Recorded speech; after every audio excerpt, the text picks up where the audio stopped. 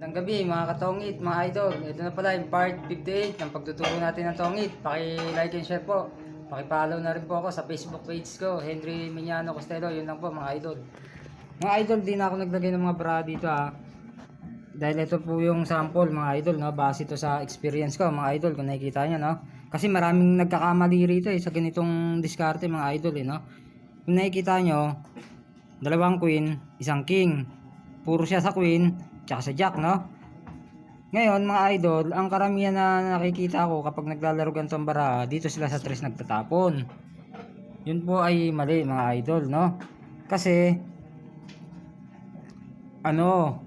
kung tres ang itatapon nila, gaya ng mga napapanood ko, matatalo po sila kapag nagbilangan. Magiging 10 pa yung bilang nila mga idol, no? Ngayon, ang tapon talaga dyan mga idol, eto na, king.